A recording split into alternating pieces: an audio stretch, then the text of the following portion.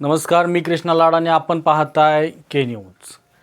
Iran युद्धामुळे जगात मोठी उलथापालथ झाली आणि त्याचा परिणाम भारतात देखील जाणवतोय। इंधनाचा दर वाढण्याची शक्यता तर आहेच, पण त्याचा आता तुटवडा देखील जाणवेल अशी परिस्थिती आता आहे। युद्ध नेमकं कधीपर्यंत चालेल आणि हे केव्हा थांबेल हे सांगता येत नसलं तरी देखील पेट्रोल, डिझेल आणि गॅस या तीन महत्त्वाच्या वस्तू नागरिकांना मिळण्यासाठी मात्र मोठं दिव्य पार पाडावं लागते। पेट्रोल डिझेलचे दर सध्या तरी जसे ते असले तरी देखील गॅसची समस्या म्हणजे जे सर्वात महत्त्वाची विषय आहे तो गॅसची समस्या मात्र भेडसावते।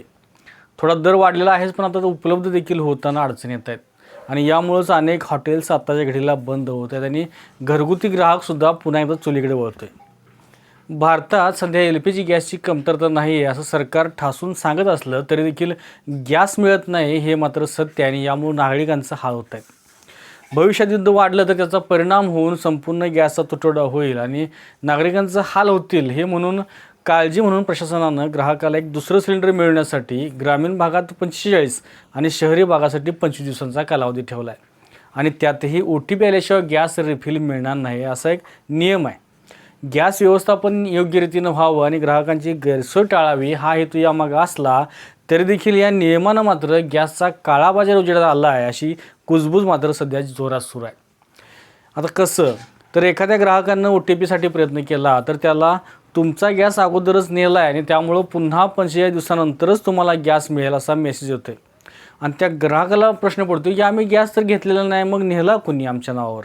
आणि हाच प्रश्न आता अनेकांना पडला आहे। फरक फक्त इतकाच आहे की याबाबत कोण बोलतंय आणि कोण बोलत नाही आहे आणि कोणी बोलत नाही आणि म्हणूनच हे असले प्रकार आता खपत आहेत। विचार करा की अशा लोकांचं गॅस नेमकं वापरलं कोणी? यामागचा जर अभ्यास करायचा झाला तर गॅस एजन्सीवाल्यांनी हे गॅस सिलेंडर त्या अधिकृत ग्राहकाला कसलीही कल्पना न देता परस्पर कोणाला तरी दुसऱ्यालाच दिले असा त्याचा अर्थ आहे। मग एखाद्याच्या गरजेला दिला असेल किंवा एखाद्याला जादा दराने विकला असेल, पण काही का असेना ही चूक मात्र त्या गॅस विक्रेत्याची आहे हे मात्र नक्की।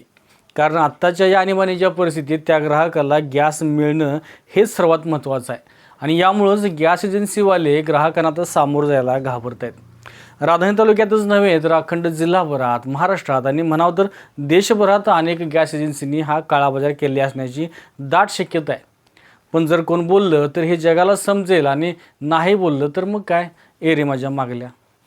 असो, आपल्या राधानगरी तालुक्यात याविषयी काय परिस्थिती आहे याविषयी आम्ही या तालुक्याच्या प्रमुख असणाऱ्या तहसीलदार अनिता देशमुख यांच्याशी बोललो तर त्यांच्याकडून आम्हाला असं समजलं की सध्या तरी आपल्या राधानगरी तालुक्यामध्ये गॅसची टंचाई नाही।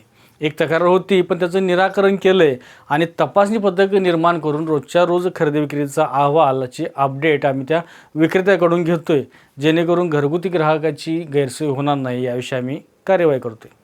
व्यावसायिक म्हटलं तर शाळांना आणि हॉस्पिटलना आम्ही प्राधान्य दिले आणि बाकी सगळं ठीक आहे। असो, अशी कुणाची गॅस सिलेंडर न मिळाल्याची तक्रार असेल तर त्यांनी त्या संबंधित गॅस एजन्सीच्या कस्टमर केअरशी संपर्क साधावा आणि मार्ग काढावा। पण शेवटी एक सांगावं असं वाटतं की शासनाने घातलेला हा OTPचा नियम या गॅस एजन्सीवाल्यांची चलाकी, काळाबाजार समोर आणण्यासाठी कारणीभूत ठरला आहे हे मात्र नक्की।